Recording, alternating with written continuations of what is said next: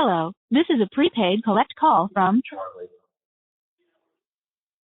an incarcerated individual at the Leon County Jail. This call is not private. It will be recorded and may be monitored. If you believe this should be a private call, please hang up and follow facility instructions to register this number as a private number. To accept charges and consent to this recorded call, press 1. To refuse, thank you for using Securus. You may start the conversation now. Hey. Hi, honey. I don't know what happened there. I just kept saying phones weren't there. Yeah, no, the power, the bars went down and the reception just went down. I had to wait for it to get service again. Yeah. No, I know. Listen, I know I'm belaboring it because I got nothing else in my head, and everything is bad. So it's one thing I can kind of focus on and rehash. That's right. That's right. It's fine. It's like it gives me something to focus on or talk about. Otherwise, everything else just is really hard for me right now. I know that. It's like one thing. Everything is a trigger.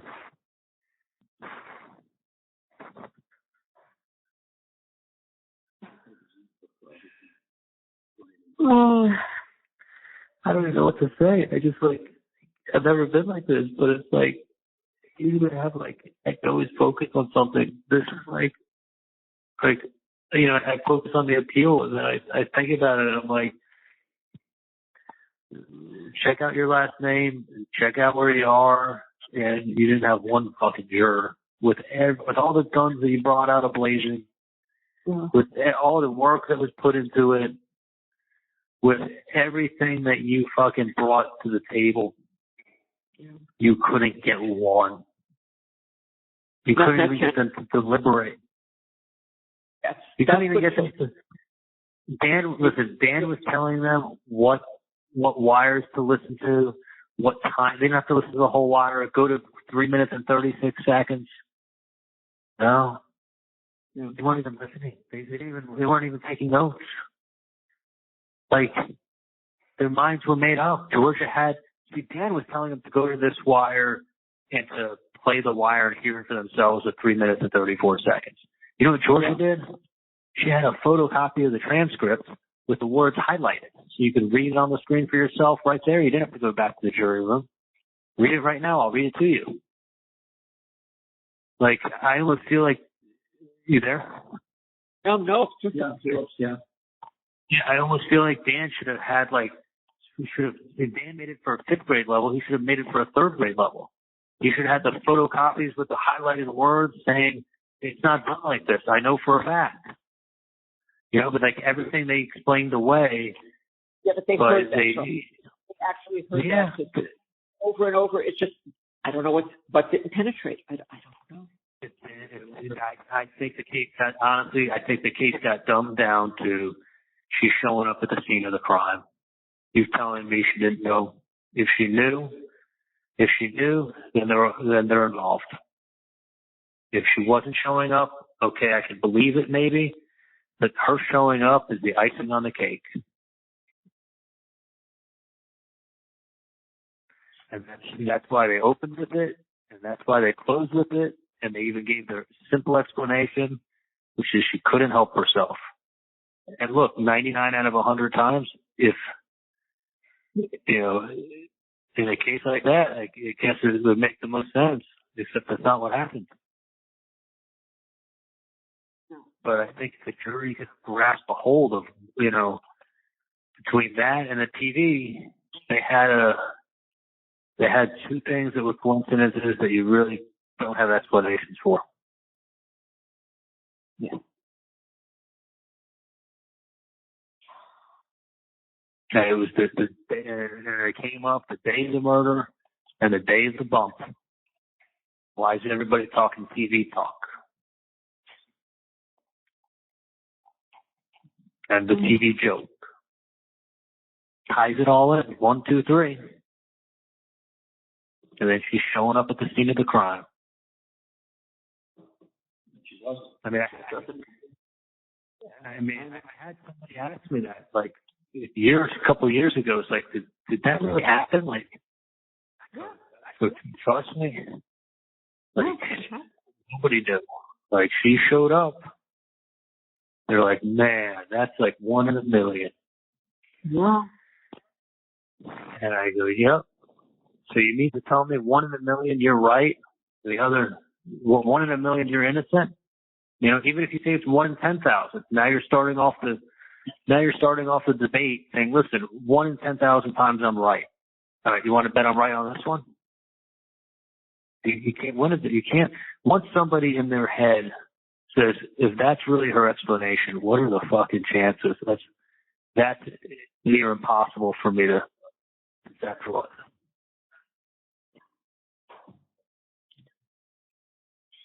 I guarantee you, if they poll jurors, that's going to be the thing that's stuck in their head, that they knew right then and there it was either a coincidence or it was a lie. And the coincidence has to be 1 in 10,000. And maybe they're sitting there saying it's one. I'm saying 1 in 10,000. Maybe these dudes are saying it's 1 in a million. You got to be a part of it. Showing up at the, you know what they always say, like an expression. It's like you showed up at the scene of the crime. Right. Like they always use it in like detective movies and like. Right. It's a lie. Like you're at the scene of you showed up at the scene of the crime, but you didn't know anything. Like people start a fire and they show up to watch it. I mean, it's just been on TV forever. It's always it would be like, you know what it would be like? Do you remember,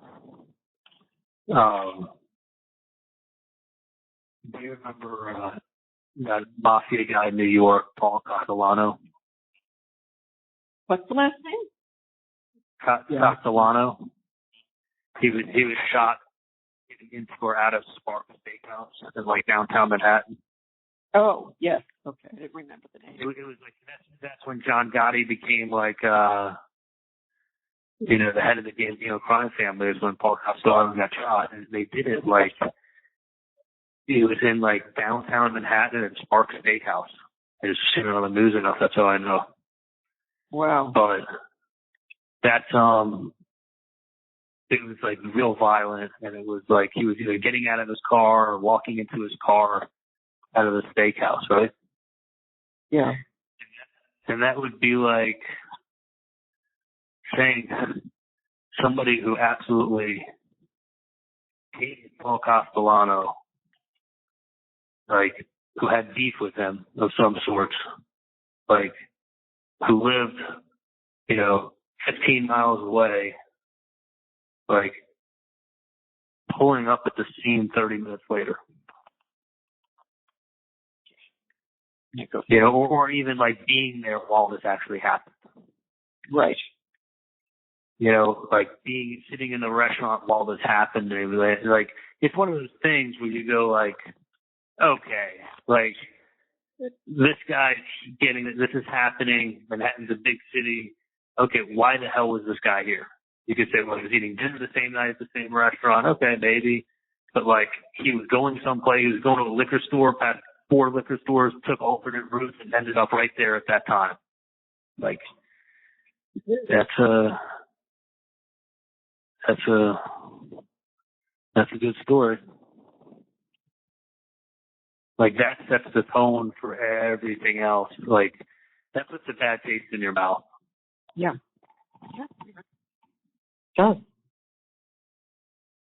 It does. No. You should have just seen the crime. From your house to his house. Like, what did it say? Was it a 17-minute drive? I think so. I think that's what they said. Yeah. And then they put up slides to show that their stores were like 5 minutes from her house. She's driving 17 minutes. I mean, I get it. I still would go to CVS right by Nova. Yeah. There's closer ones. So you go. Oh, and I put that same pharmacy across the street from Nova. So I don't know why. Maybe you can do that with liquor stores or pharmacies, but like, I still went to the CVS liquor store, the CVS pharmacy. Yeah.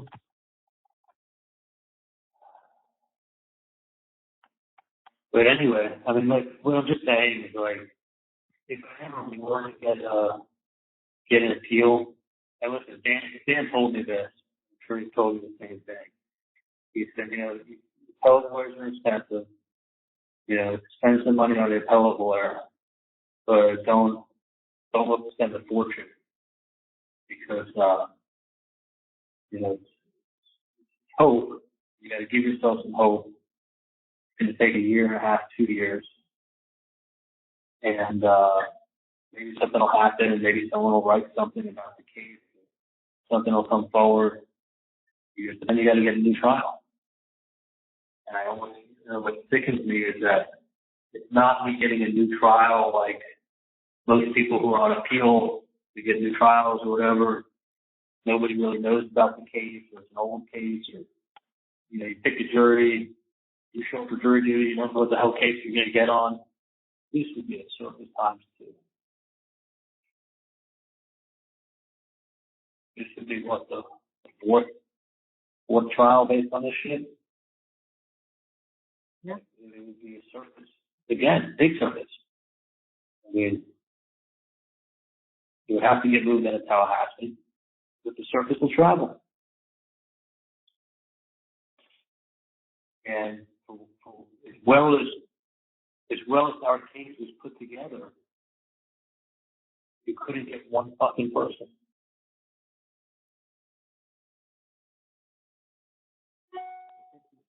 You didn't even get the jury to pay at any time. They had already decided. I mean, it's just. They did. Okay, I did. Oh, they did. Yeah, no, it was.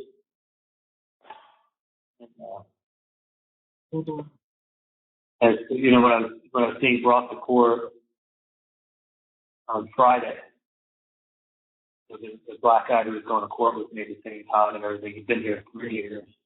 He got a public defender. He had a first-degree murder charge. Been here 3 years. The guy's last name was Brown.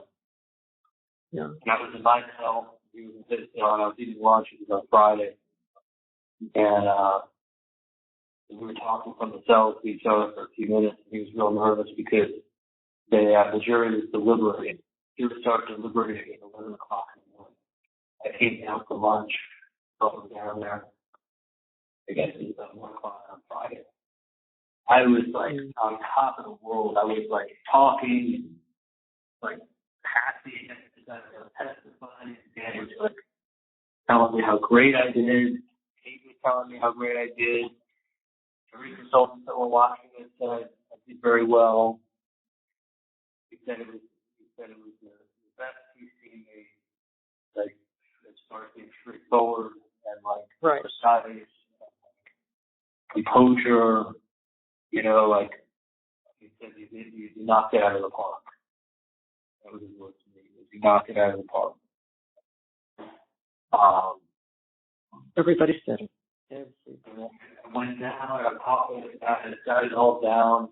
He started telling about his case. He said he had he's got his girlfriend, his baby mom. She's got an ex-boyfriend. She also has a kid back in. They had words. He told him, like, if you got a problem with her, you can take it up with me. Don't talk to her anymore. You want to talk to her, you talk to me. And then the guy showed up at the house. And he said when the guy showed up at the house, he reached for a gun in his jacket.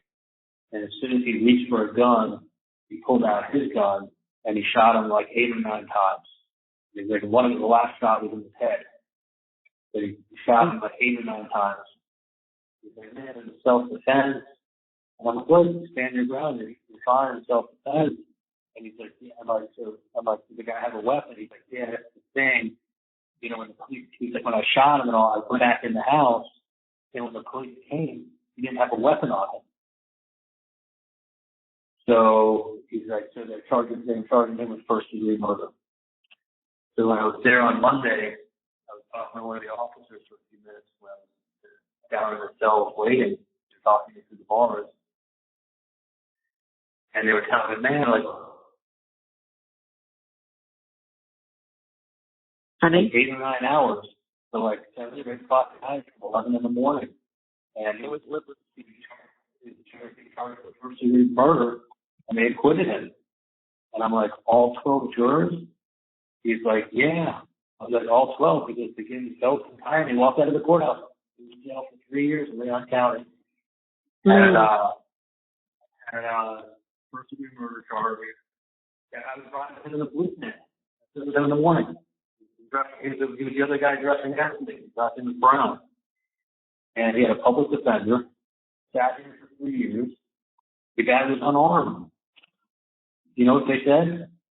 They said he shot him, and then after he shot him, he went in the house and called 911 to call the police and tell them what had just happened. And then somebody from the hood must have come over and taken his gun off of him. But he had a gun when he shot him.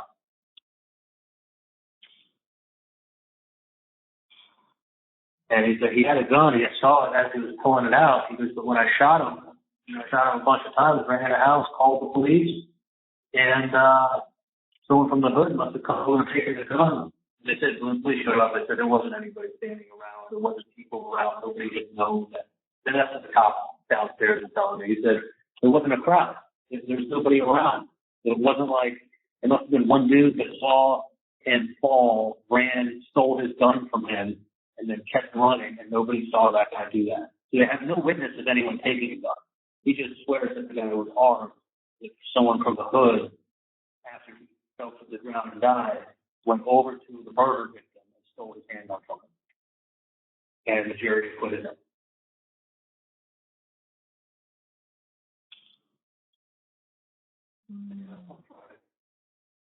Mm-hmm. 12 people. And when I was talking to him, and he was so worried, he said, yeah, I only have 2 black people on the whole jury. He's like, I got 2 black women, and that's it. Because everybody always says they want black women on the jury. So he's like, I only got 2 black women on my jury, man. Like, how many you got? All of them. And he's like, oh, man. He was like so jealous of them. And he was a black sergeant. The guy was a black guy, served as a sergeant in the U.S. Army, retired after 20 years, and then worked for the post office. You know, I wouldn't be surprised if he was sergeant was like the leader. You know, and sitting there and saying, you don't show up at the scene of the crime.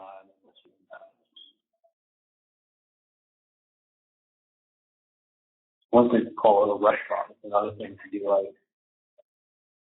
a route on the way to a liquor store that's totally out of your way. I mean, look at how big Tallahassee is. Look how many different directions. Look how many different streets she could have taken to fucking get there. She was turning down trespass. Like, you know, was she going to pick up a bicycle? Was she going to pick something up? No, she was turning down trespass at 12:30.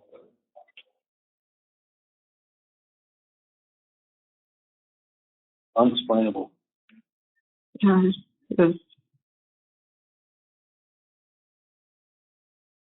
I just, you know, and listen, I'm not a jury consultant. I'm not the lawyer, but why was I so white about what it was going to look like up here?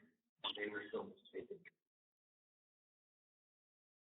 Like, you have a world-renowned guy who's the best at what he does in picking juries.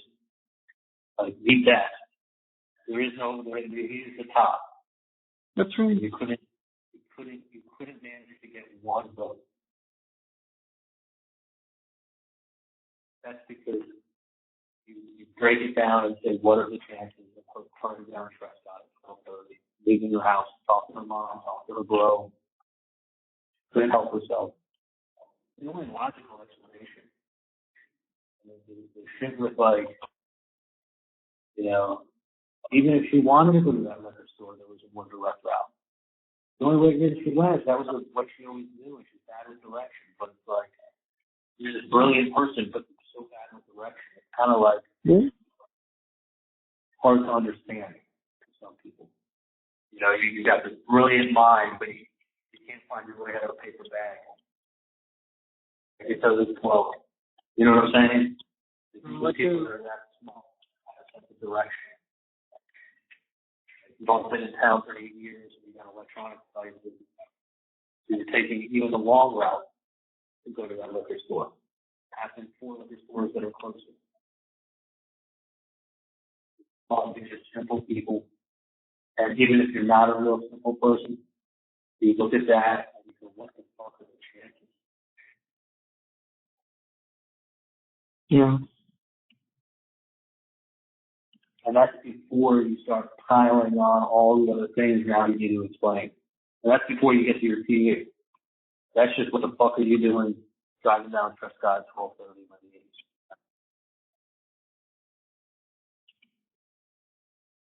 Like,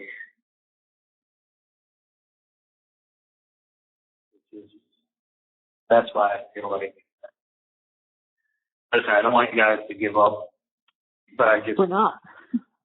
We're not. No, never should have focused. Down a rabbit hole. But I just,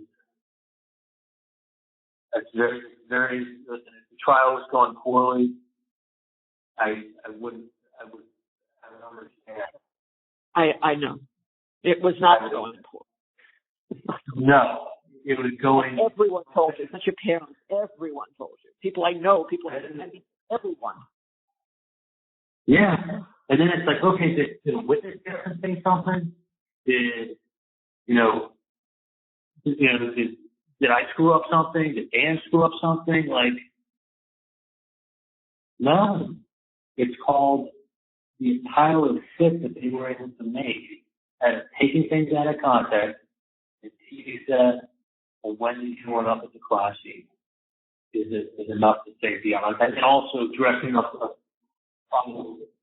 reasonable doubt to make it be like, common sense, people listen. I think if somebody's showing up at the scene of the crime and they don't have a fucking real good reason why they're there to be backed out, I say that's super fishy. Yeah, I understand.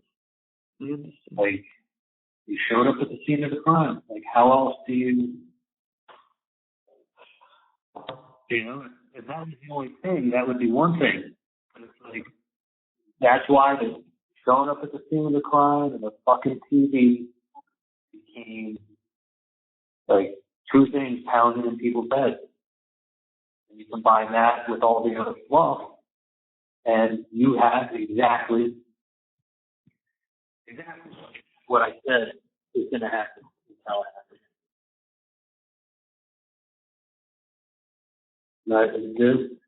My words were, you don't stand a fucking chance. Even though I know the truth.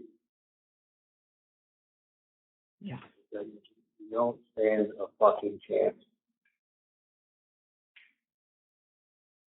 Like, how could, I just don't get how everybody, like, the trial, here's the other thing, Mom, that the trial went really well. Like, it didn't go bad. There were no surprises. Dan was hitting on all 8 cylinders. I was nervous because I've never testified in court before. Like, you can forget something, you stumble, or like, it really, be made to look bad. If anything, I thought it helped my credibility when I got up there and they liked me, like your personality kind of came through a little bit. Like, it did. Everybody said that. Yeah. Very personal. Like, just be myself. That's like the word everybody is. He's likable. It's a nice guy. I mean, she tried to say, like, to make me look better, she was talking about my mom using these curse words and saying this. And I go, honestly, you make me laugh. You say the word fucker in court. Right. Like, she said it a few more times trying to get me to laugh, and I wasn't going to laugh. She kind of took me off. Like, sure. Not exactly it has anything to do with anything. She was but she sounded like she had Tourette's. I wanted to say that, but you don't want to say that because you don't know if they were the jury that family them with Tourette's, and then they think you're insensitive. And I wanted to say, like, you sounded like you had Tourette's. You were standing there screaming out curse words one after the next, like rapid fire, like not in the context of who it was being said to or why it was being said. You just naming out curse words, standing in the middle of the room explaining it. Made me laugh for a second.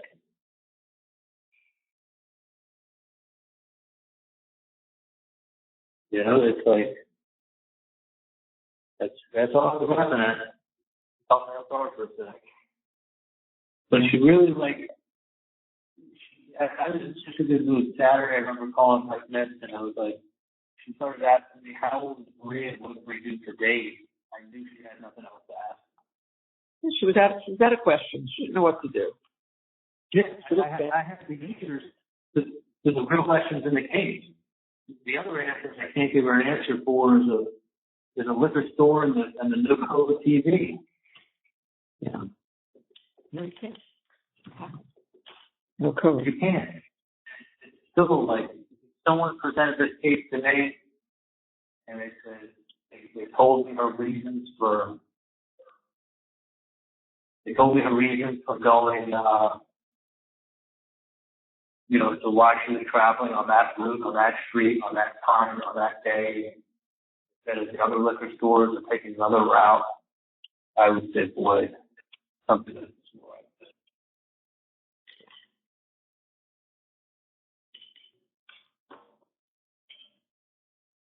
Like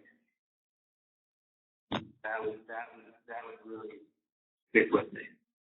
Is that she showed up there randomly.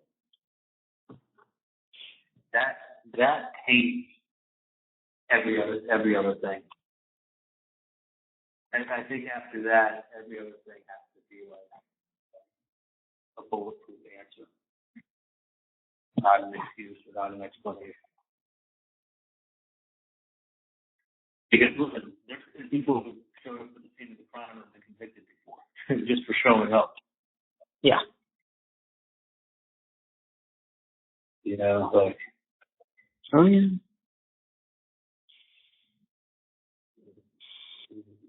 Identified at the scene of the crime, showing up to watch the fire burn after it was lit. Pretty much what it was. It's not a 1 in 90. It's not a 1 in 100. It's not not even a 1 in 500 for showing up at that day. In the thousands. Yeah. And that I can't debate. No. I know. Nope. Unless she goes, oh, I go there every week to go to that liquor store, and that's how I go. Like, when was the last time you went to that liquor store, Wendy? Probably when she was married. Yeah. A long time ago. I think so. It's been 3-4 years since you went that way. So one time in 3-4 years on that time, on that date. 2,000. So if they don't put it this way, it's dumbing down the case entirely. If they don't buy her explanation 100% on that, it really casts doubt on a lot of other things. Well, that's what happens. They don't buy one thing, then they don't believe anything. It's a big thing. You got to understand. Now they have her at the scene of the crime. If she took because she had prior knowledge, you almost have to assume that I was guilty.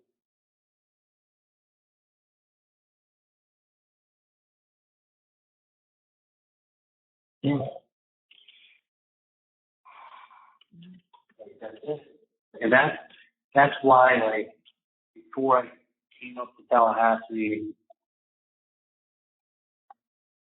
and everything else, I was like, my gut tells me Roman's going to be in North Carolina one day. And I'm going to be dealing with shit. And so I like literally like a freight train.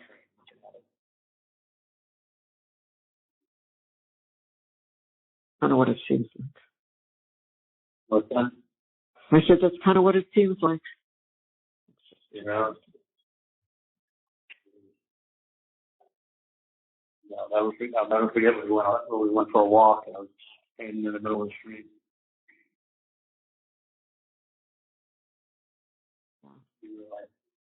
remember you were like 6, 7 months?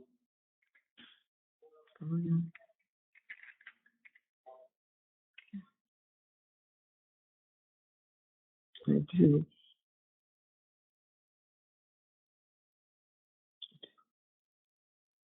That was exactly what you said to me, 6 or 7 months.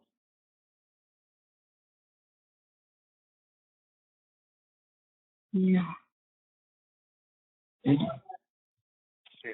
then I found that, and then when I came up here, like, took a while to get the discovery, because they were trial with her, and that was Right. that was a good thing. So that went to June, July. I was kind of just getting started and stuff. I mean, we really didn't start until after my bond period, which was July 29th. No, that was my bond period. That was like my first case. I had an appearance on July 29th. And that's it. And I went to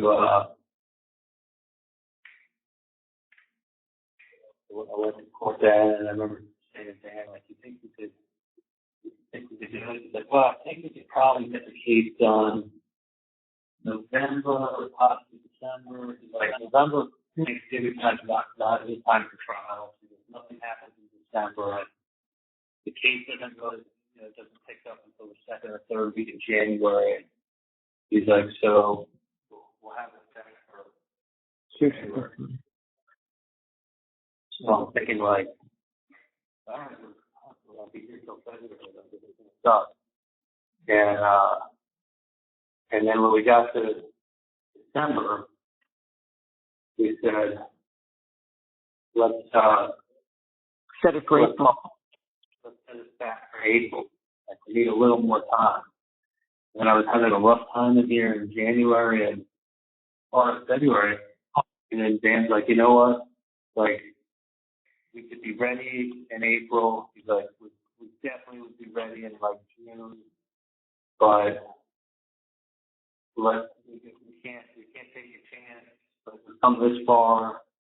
Like, why tell them like June when we may need more than those 8 weeks?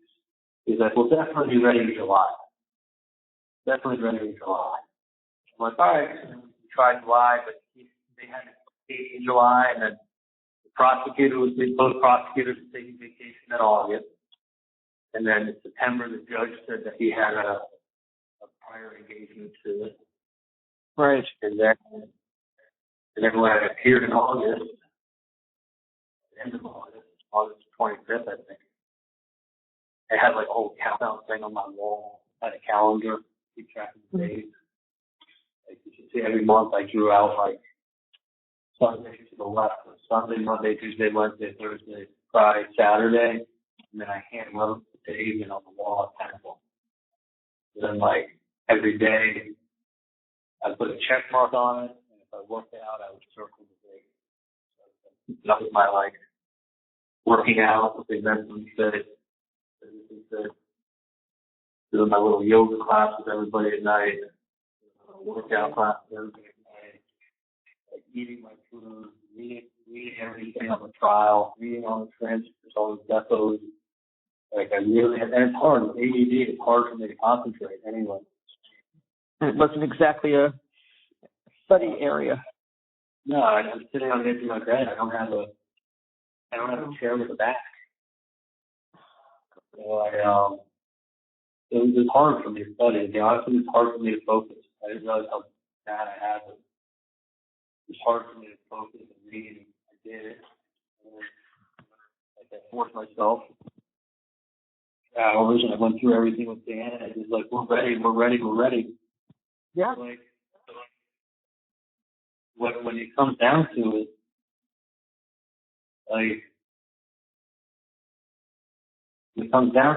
like, my initial gut feeling was that what was right. Like, looking back on it, like, you know, and thinking, he left it all out there, like he did the best he could. Like, yeah, like for fucking, you know, having the best lawyer, working his tail off, and had that team behind it. It wasn't just him plugging away in his solo office. He was doing this guy with him. Like, he could have kept a whole lot more for himself. He just did it himself and didn't bring someone else like Kate. He brought Kate in. I know. You know, and then all the people he had in his office, like he had people that had so much experience and knowledge and just constantly, I mean, it was just a mock jury. He had 25 people on the phone for the mock jury. I know. Oh, you know, like, you know, the feedback was tremendous. You know, so that got me like really, really pumped. You know, and then having Josh Dubin up there, like, I can't thank you guys enough for doing that. You know, like, having Dubin come up here and his team, and he was sending that guy Renato down. Renato met with us a few times, and Renato was constantly on the phone with Dan. And, you know, the same fucking evidence from 2016 that they, you know, they just literally made a Dateline special with. There's no difference in a Dateline special, but with autopsy photos. You know, on screen. Not just clicking up, but like, look at it while I talk to you. yeah. You strip down. This is what brought it. It's horrible event. And that's what people are looking at. They're getting curious. You got some Miami bitch who puts down Tallahassee. Thinks she's better than everybody. She wrote it in her book. Who's showing up at the crime scene. Like, those are two facts that you can't dispute. She wanted to leave, and she got to leave. She thought it was a little stop on the way to nowhere, on the way to civilization. Figure out what happened. She didn't show up on the 18th. And your mom and your brother both spoke to you that way. Like, that's what the case was about.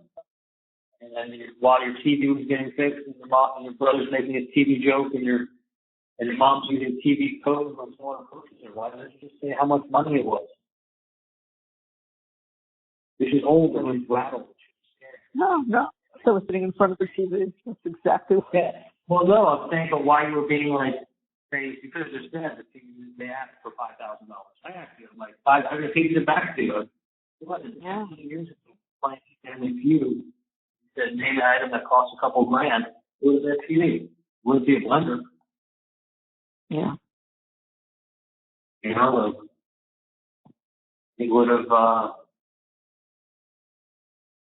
But as you said, one thing alone, it's not one thing alone. It's just, it was, and it wasn't even her presentation, really. It was her making it, just basically dumbing it down. Let's dumb it down to a couple of things, you know. Yeah, false. It was false. Use your common sense. She couldn't help herself. She showed up there. Even his best friend said that he said this.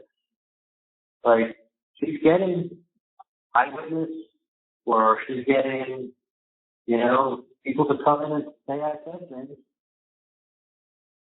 Like, all fitting together. Getting it all put together, folks. And she showed up at the class. She couldn't, and listen, if you told that to 100 people, with the explanation that it's delayed me 10 times since she's been on the phone, they would say, what is the fucking chance? 100% happened. Yeah, but what are the chances it was random?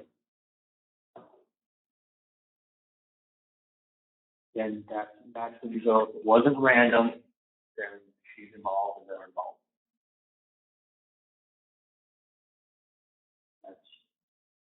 But then you got all these other people making comments and saying shit I never said. It's kind of tough. which all fit disorders. It was a daytime. It was like sitting in the courtroom watching daytime. Like it deviated from being a child to being daytime. Yeah. Cousin paste, folksy. You know, they like talk with that voice, and they're like, kind of like, and look what happened next. And look what this person did. And look what this person did. Like, they're all normal events. I guess, you know, Father, I guess she's, I literally picture myself coming home.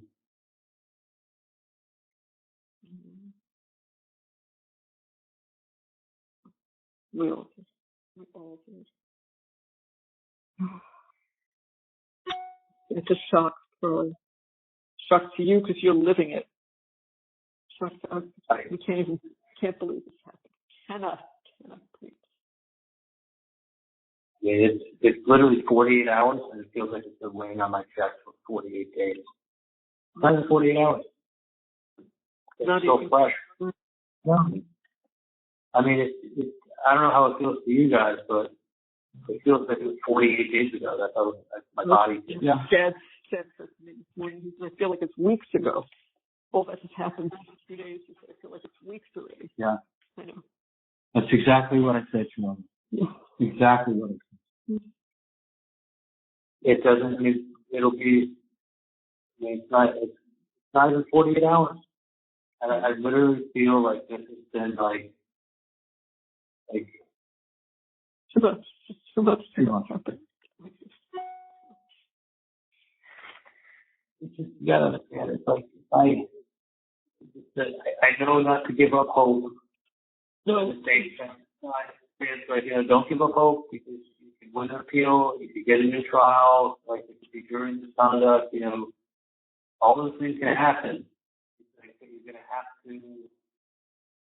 gonna have to get used to the idea of making a life for yourself. And I just lost what I was doing, and I went to the side. I came and like, You know, you have life. no. You were coming home for your life. We were all waiting for you to come home.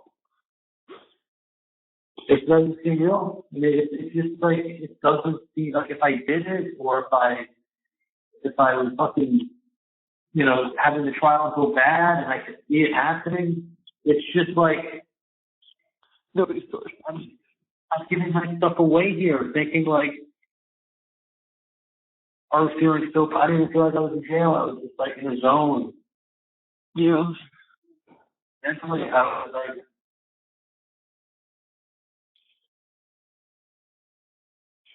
you know, I got a list of numbers on an old sheet of paper that looks like it's been through a war. There's only a few numbers on there, people I still speak to. Whole list of numbers. People I actually speak to. And I said, I'm going to keep this list with me when I get out, so I remember who my real friends are.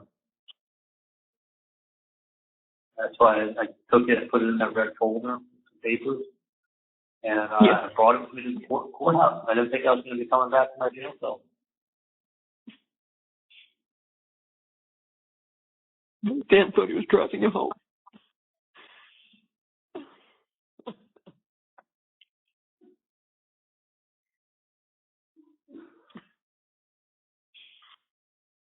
I did.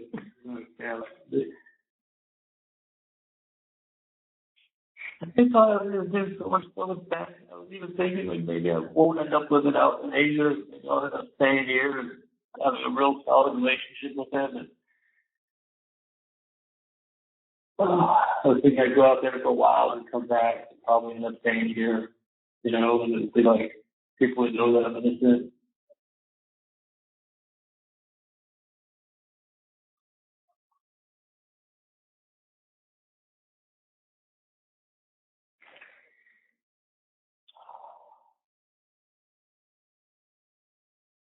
None of this seems real. None of this seems real. It's like I'm talking to you, but I don't believe it. I don't believe it. I don't believe it. Yeah, like everything's great. Everything's great. What else is there? Everything's great. You're doing good. change straw as long as I get out of here, I'll be fine. What you said every single time. Yeah. I'll get out, I'm fine. I know that one thing I've been told many times, where I am now is like,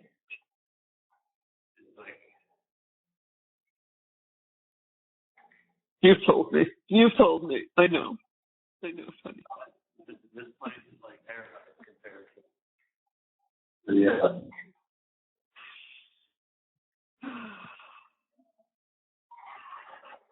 It is. I have a good feeling that if there is a protective measure, it's all general people that have that same custody level.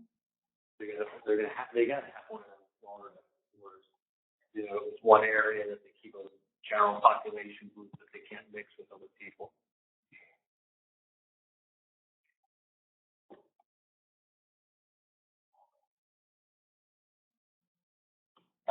The other thing I hope to God is that they have in-person contacts. I hope so. I asked the one guard I was asking last night, he's like, I don't know, because he changed a lot of stuff after COVID. It also cut down all the contraband that was coming in. But I don't think it's humane to not have people get contact with us. No, it's not. And I don't know. I've done a little research. I can't find anything yet, so I have to just wait and see where you are and what the story is. Evidently, it's a little different in different places, so I don't know. You have to around to get contact with us? I'm sorry, some places, but I don't. I mean, I'm not on the computer now. I don't know, but you don't know if that's from 21. You don't know if it's from 23. I mean, yeah. It's just, I gotta tell you, thank you for staying on the phone. It's so long. Oh, please. Good to have you guys. Sean, we're always good to be here. I love you. This is just a disaster, and we'll get through this. We will get through it. We'll get through it. We have no choice, right? Again, no choice. Right now, this is it. Right now, deal with it. I know. No, I talked to Ramsey this morning a little bit. He picked up the phone right away from me. I talked to him for a while. He was shocked. He thought I did fantastic on cross-examination. He didn't think the asshole thing was any good. People who just want to see cross. They always expect the attorneys throwing softball questions at him. So it's like, let me see what happens when he gets cross-examined. That's really what you want to see, not when your own team asks you questions. They figure you already know what they're going to ask you, even though I didn't. It's fantastic. But look, you just run over it and be like, how big of a case it is, and how much publicity there is, and how it's a small town, and they made a point to show that your sister thought she was better and shitting on a small town, and she showed up at the scene of the crime. I guess that right there is enough to convict you. They were showing that, like, when she was saying that she didn't mind living in Tallahassee, they made her up to be a liar. She accepted it, and she was building a life for herself here. But they made her out to be a liar on that. That's why they were questioning her about her book. Her book was about her and her family and her feelings. She put it in writing. That's what an author does. They foreshadow. And her foreshadowing and her showing up. Her showing up is borderline unexplainable. Her explanations, whether you're talking about the route or the location, doesn't hold water with wanting to go to a liquor store. But it only does if you realize the chick doesn't drink. The last time she went to a liquor store, she had to go to the party that night, and she was picking up the bottle on the way to lunch. She went the way she always does, talking on the phone. Like, that's what happened. But you just go, what's the probability of, like, personally to that liquor store at that time, that route, on the day he shot, and her turning down Trescott. Pick another street fucking American turned down on that date at the time. She had to be going to make sure, as Kaplan said, she couldn't help herself. What do you think? Who do you think explanation sounds more logical? The excuse I just gave, or the ex-wife who couldn't help herself?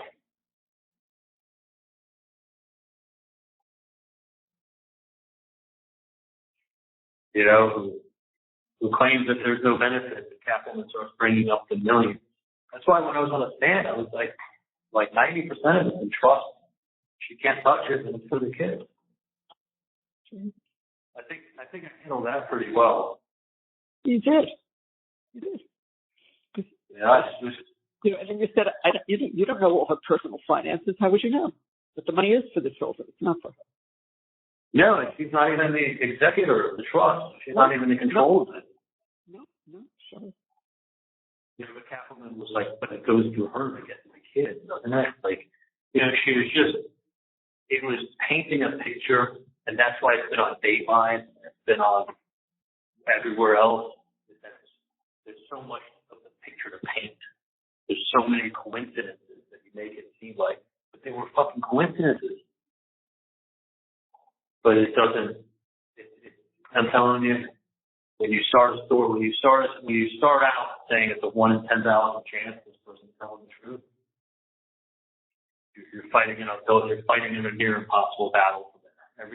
Everything better line up with validation of what you're saying is what happened, with rock solid validation after that one. So then you just go, oh, the only piece of the puzzle that doesn't fit is Wendy's showing up there that day. Otherwise, you just pick at everything. And then between the fluff, you put up an autopsy photo.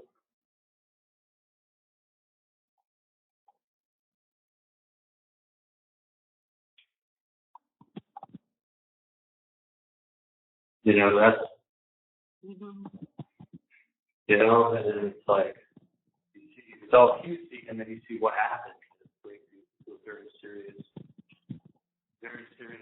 train of thought. So are we going to say that this was just a coincidence?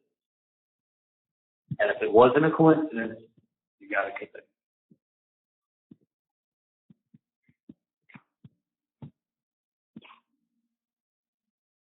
And I think if it is, you know, and that, which just gets me to like, I knew almost all this stuff like months and months and months before I got picked up. You know, by 2020, and I sat there in denial. I mean, I do, but I was like, I let myself get talked to by other people who at the end of the day,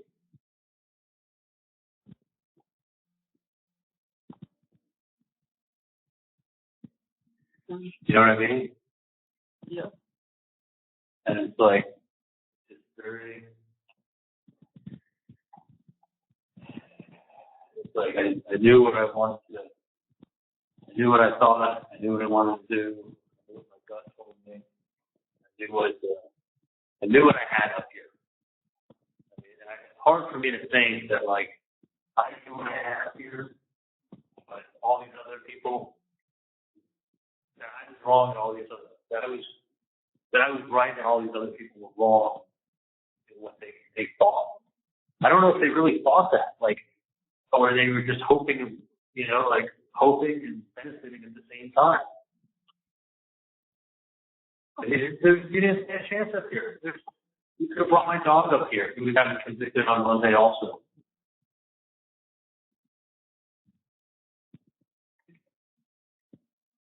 Like, you know, it's all the auxiliary stuff that they brought in, and I knew that I thought in my heart of hearts, like, you know, I knew the truth, but I'm like, I mean, when I talked to someone about a free test, they had 1 in a million. I know, crazy, 1 in a million. It should have clicked that, like, Sonny, you're saying it's 1 in a million or 1 in 10,000. Everybody else is thinking the same fucking thing. Now go try to convince people that this is that one that doesn't look like what it is. And you're sitting in Tallahassee telling them that Wendi was going down Prescott because she was going to a liquor store. Like, just about the purchase she made at the liquor store, they were photographing liquor bottle. They thought they had it with that. I mean, what's the chance that that's what they wanted her to do? Well, there's 5,000 things in a damn liquor store. And I'm just saying, I really don't know how many problems there are in a liquor store, but it seems when I go to a liquor store, there's like 5,000 different items that you can buy, right? Yeah. I mean, you can literally pick up like 5,000 different types of wine, champagne, bourbons, wines, tequilas, scotches. She ended a drink. Probably the one and only time in her entire life she ever bought a Bullet Burbon.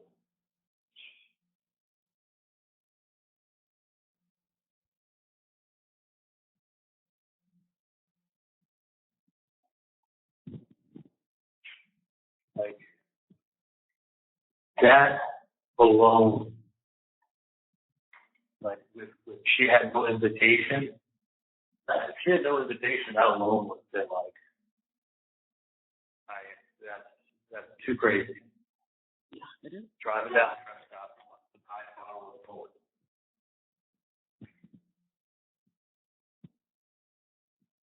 That's enough to get you convicted right there. Showing up at the scene of the crime. One-on-one. Like they do on TV. Criminal. Oh, listen, when Ryan stopped there at work, brought that girl, had that girl stand, like slow down and stand next to him for a split second as he was loading up his car and took photos of him, mailed it to Talia. He was showing up at the house helping them, comforting them, finding out what they thought. He was right there in the thick of it because they didn't know it was him. Ryan helped them get the private investigator from Berman and Herman Law Firm to look into things.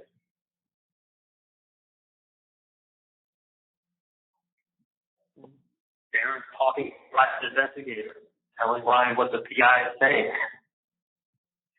He didn't realize that he was talking to the guy that set up the photos, wrote the letter, stole his best friend's money, got him to hate his best friend, and it wasn't working enough, so he had to put the last nail in the coffin. I mean, one of us, it had to be me. It had to be.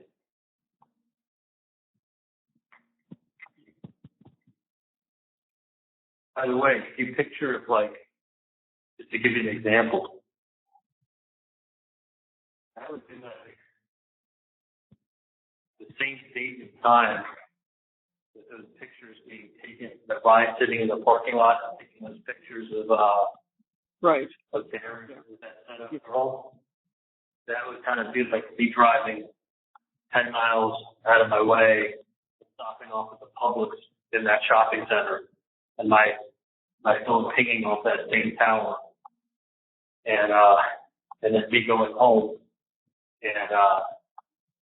and then they say, I was never in that area, and they're like, oh shit, I was in that same parking lot on that same time, on that same date. Like, that would be pretty suspicious.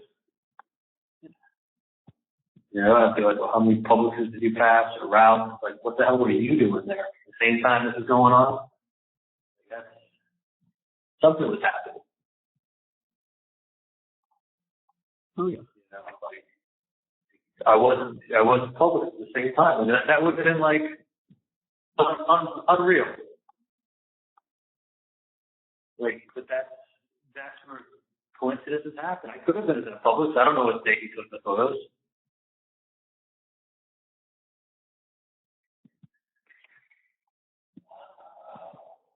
It's one of those things that just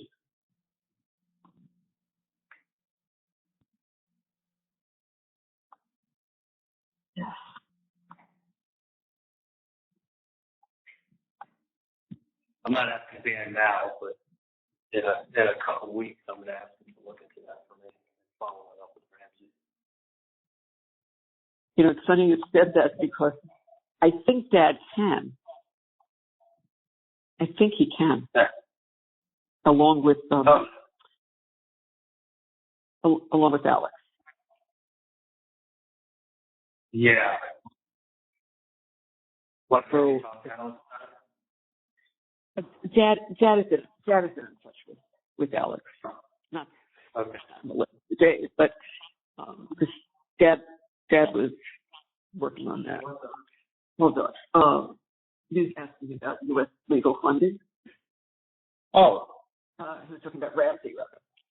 Oh. He's the U.S. legal funding, right? The right one, yeah. And I said, you and Alex have been working together to get things straightened out. Oh, right. Financially, yeah. Yeah. So just hang in there because we are. I shouldn't say we are. I'm doing that. Okay, because Ramsey, I spoke to Ramsey this morning, and I said to him, I'm sure Dan has done nothing but this case for a long time, and he's literally been up here for 3 weeks, so I'm sure he's got tons of matters to attend to with his office and his wife, and his wife's been put on hold for 6 weeks pretty much. I mean, he's eaten, sleeps, and drank this case for at least the last 6 weeks, putting it on godly number of hours, living up here for a couple of weeks.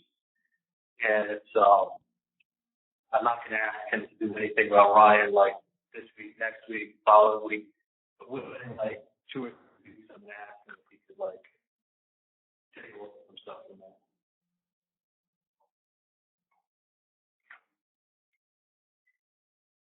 You're saying you're saying 2 or 3 weeks from now?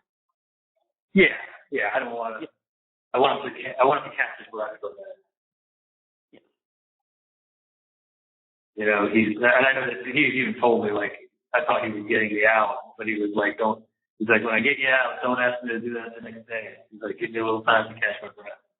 I know. I think he needs a little more time to catch his breath in this one. Yeah. Oh, believe me, I would not.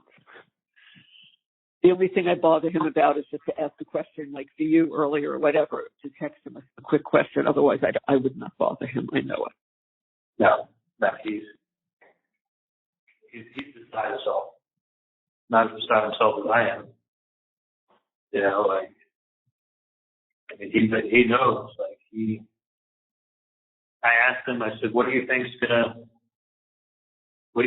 happen with Katie? I said, he goes, well, I don't think they promised her anything, but, you know, they may give her, you know, like a 20-year sentence, you know. They may say you got to do 15, 20 years. He goes, but she's been in there for 7. If you have to do 20, you get 85%.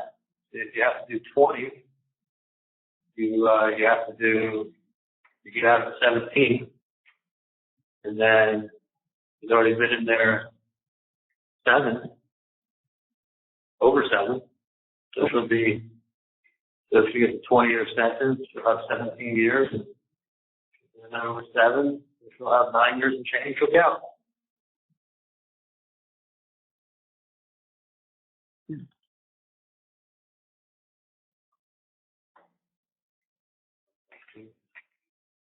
Dad just walked in. He didn't know what I was talking to you about, but yeah. But he just saw what I wrote down, so he knows that he's working on that. Okay. I mean, don't stress yourself out with it now. No, not right now. Yeah. Give him a call. Sure. Yeah, but I'm saying within the next couple of weeks, we'll get the ball rolling. Yeah. Absolutely. Now, as far as like,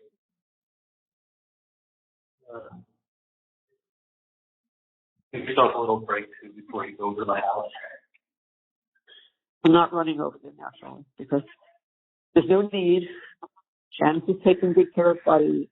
There's nothing I can do right now, and I'm not running to put the house up for anything because she needs a little time. She needs to be able to look around and find something. It's not fair. I'm not going to do Well, no, she's having a shitty time. She can just say that sold and rented, but she needs to have those bedrooms upstairs. And then will walk in. They can't look like they're storage closets.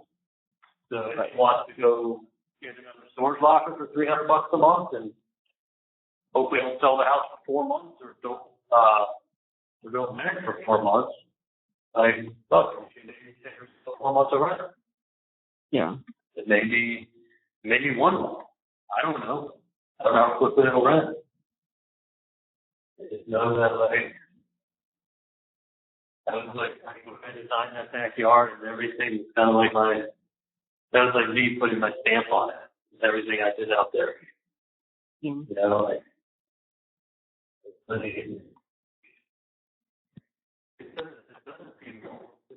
I feel like I'm in a fucking, like, trapped in a movie on TV. Like, I've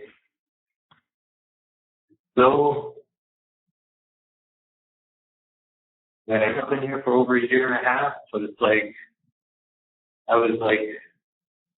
it's the weirdest, it's never been as much of a swing of emotions in my life as anything. Like,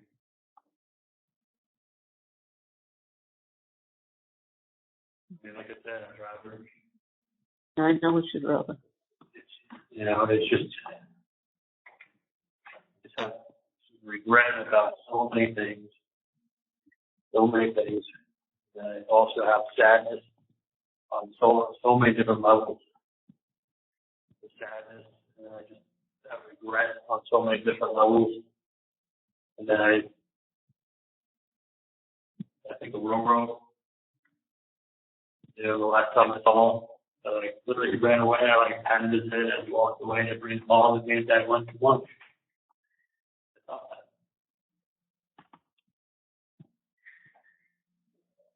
I just remember last day exactly how it was. I thought it was a good time. Made that moment at the house. Dad came over that morning. Yeah, that's right. And I took him to Breeze Mall and we went to talk that. Sure did. Dad drove the Lexus, I drove the Mercedes. Top hat, I dropped all of it off. I dropped the corner. I had lunch.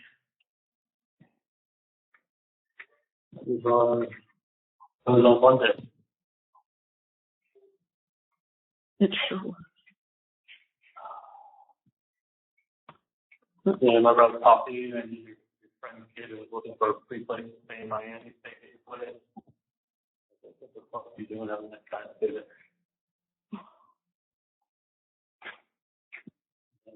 You know, everything's going through.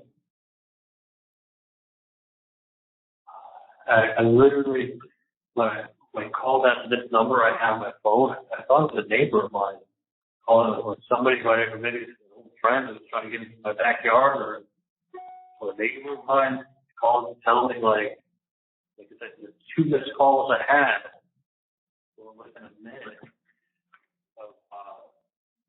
of hearing all the noises on the side of the house, the glass breaking. So, I had to get someone to call and let me know what's going on. You know, had to be a neighbor, somebody paying something and calling and letting me know. And I'll never forget. He called me, he's like, "Hello, Charlie?" And this is after I went into the bathroom, like, look out the window. And I opened up the window and I'm like yelling out, like, "Everything okay?" And the neighbor responded to me, and it was like, you know, you could tell like car engines were running and like there was all these people everywhere. And the guy goes, "Charlie, this is Agent Sanford from the FBI. We're here with FBI SWAT," and that was their hands empty and up in the air. My words to him were, "Are you fucking kidding me?" Those like that were, I really thought I had a bummer with something unrelated to this. It was like out of a movie. I was like,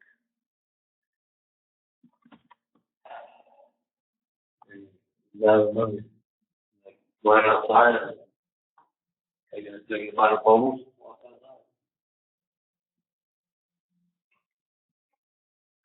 Just water.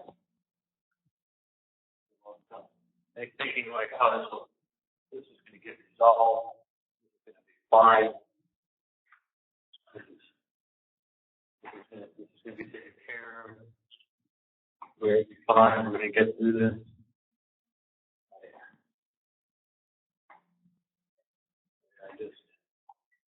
I never really, Marcus always told me don't watch these shows on TV. And I think I thought it was bits and pieces and stuff. But like, I think maybe if I would have watched the full one. But that's TV. You don't think they're going to do that in a courtroom. No, you don't. You know? What is it? And listen, I get it. I've done it with you for an hour or two. Like, folks, what are the chances? I said that at the beginning. I said, what are the fucking chances that this happens like this? And the answer is, that's crazy. Yeah, because if that's what happened, that's crazy is an appropriate answer. But it's like, you say that's crazy once, you say that's crazy twice, pretty soon you're doing it saying that's crazy. Or could she just not help herself? I mean, nine times, let's say 9 out of 100 showing up for a reason. No. Taking a shortcut, a long cut from 10 miles away to pass by and see what's going on. That right there, I think if I would have had analyzed it as much as I am today, I would have come to conclusions that I don't know if people would never thought they had.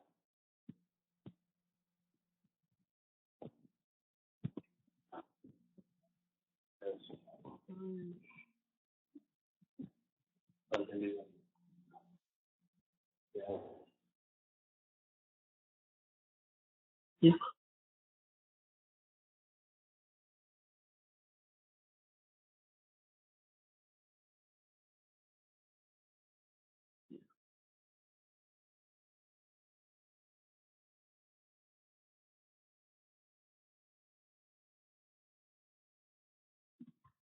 Mm.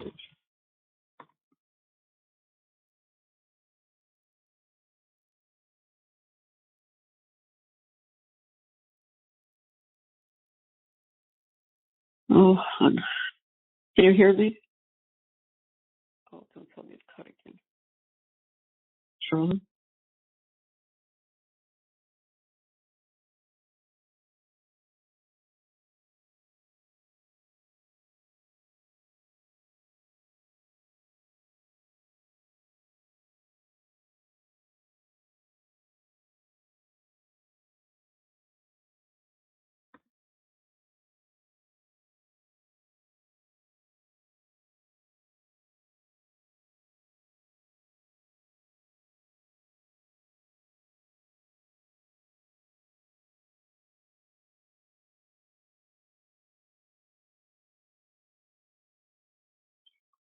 Yeah, you just click over.